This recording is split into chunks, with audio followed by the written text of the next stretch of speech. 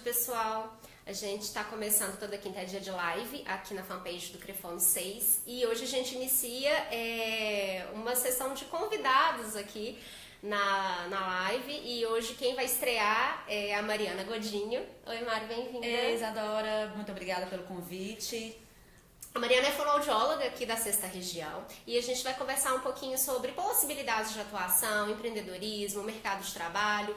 A Mariana, ela atua em uma área que foge um pouco do comum, né, do mais comum dentro das atuações de vocês, né, dentro da parte clínica, ela não atua com essa parte.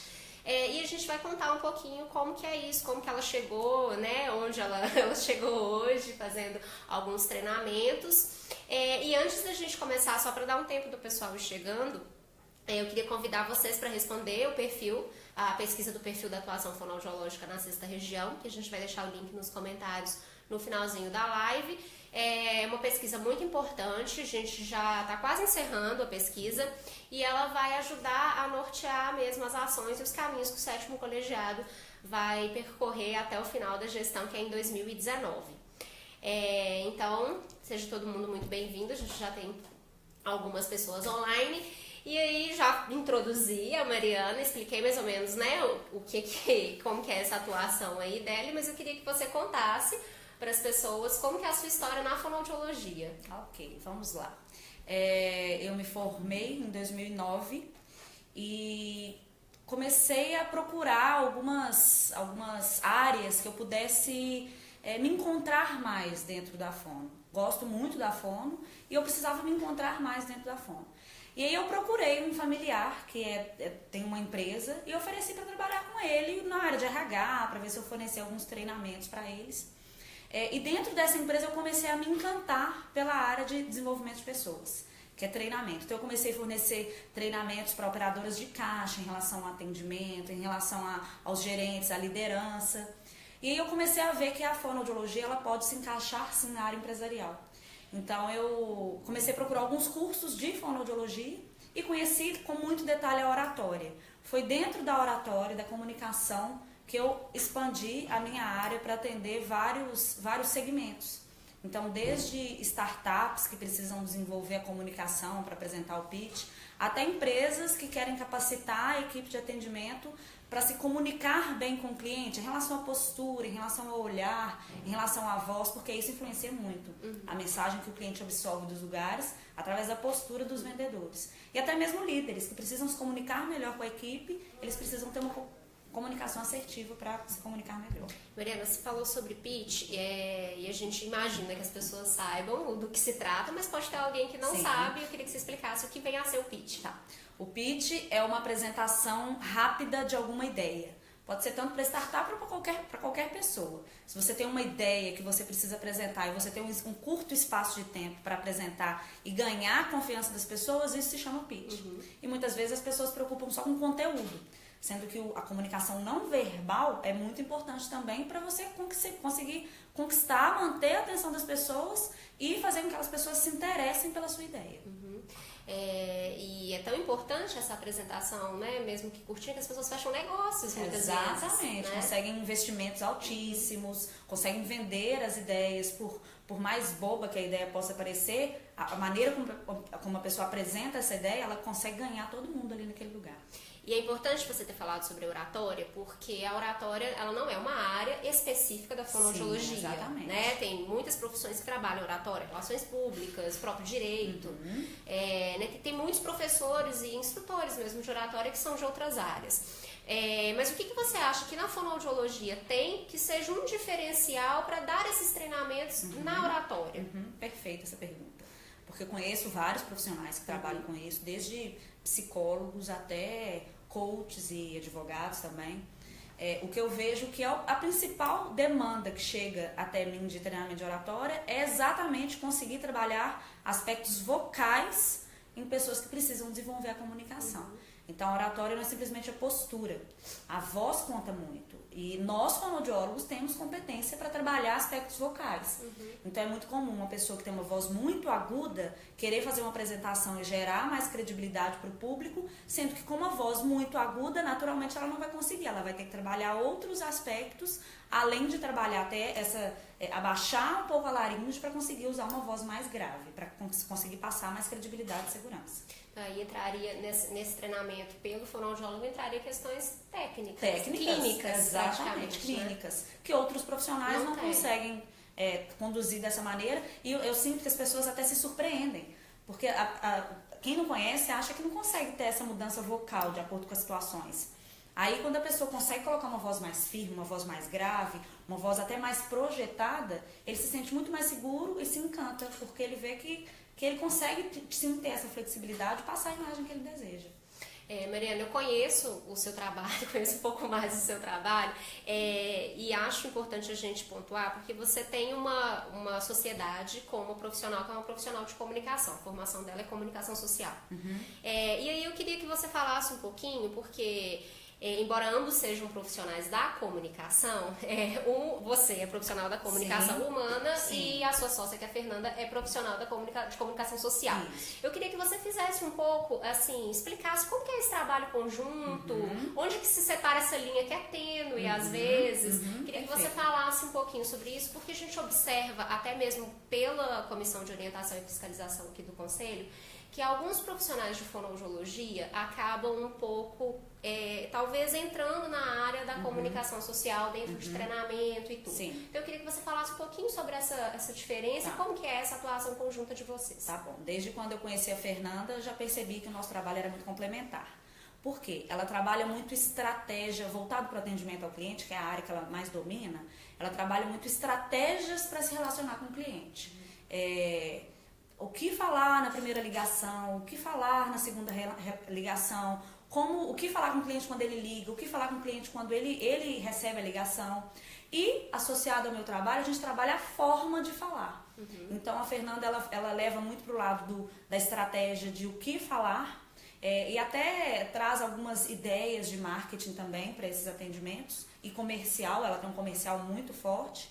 E eu, como fono, trabalho mais a voz, a entonação, a aplicação de ênfases, a projeção vocal, até a articulação em determinados momentos. Então, o nosso trabalho se encaixa muito nisso. A gente percebeu que muitas empresas têm até um roteiro já definido para fazer o atendimento, mas o colaborador não consegue passar a imagem que deseja. Em outros casos, não tem nem o roteiro definido e nem a forma, que são a maioria dos nossos clientes hoje, são esses casos que eles não têm muito a padronização do atendimento das vendas. E aí vocês fazem essa padronização? Exatamente, a gente entra com uma padronização desde conteúdo até forma para melhorar até venda, porque gera um retorno financeiro, né? Porque a pessoa consegue atender melhor e atrai mais clientes. Legal. Gente, eu queria pedir para vocês darem likes pra gente saber o que vocês estão achando da live, que é a maneira da gente, ter o termômetro aqui, saber se vocês querem, entrar em algum outro assunto específico, aproveitar a Mariana, que a Mariana é convidada, tá, gente? A Mariana não está aqui no conselho todos os dias para poder responder as dúvidas de vocês posteriormente. Então, o momento é agora. Deixa aí nos comentários que a gente vê as dúvidas, ela responde. E posteriormente a gente pode enviar para ela, mas a gente não vai ter esse tempo para trocar essa ideia aqui agora. Mari, eu queria que você falasse um pouquinho sobre esse trabalho empresarial que você desenvolve desde a sua formação, né? Quando que você observou que trabalhar com esse treinamento específico no atendimento, que isso poderia ser uma área interessante para a fonoaudiologia? Eu observo isso todos os dias, porque a gente vive na nossa vida situações em que a gente vai ser atendido em algum lugar e que você se decepciona muito. E provavelmente é pela postura desse vendedor. Então eu comecei trabalhando nessa empresa de familiares, muito focado nisso, e eu criei uma visão muito crítica disso. Então eu sou realmente crítica em relação ao atendimento. E eu vejo que é uma demanda do Brasil. Há pouco tempo saiu uma pesquisa que fala que o vendedor brasileiro ficou quase em penúltimo lugar em simpatia. E a simpatia ela é trabalhada. Então é aí que eu vejo muita demanda e muitas vezes o dono da empresa nem sabe que existe esse tipo de capacitação e simplesmente acaba demitindo os colaboradores por achar que a pessoa não tem o perfil. E é algo que é desenvolvido. E uma coisa interessante também que muitas vezes a gente sai da faculdade, ou até depois de muito tempo de formado, e a gente enxerga muito só o que a gente quer ver. E é importante a gente criar até um ar de empreendedorismo no nosso sangue, porque é assim que a gente consegue ver novas oportunidades, porque a oportunidade está no mundo para todo mundo. Pega quem tem essa visão.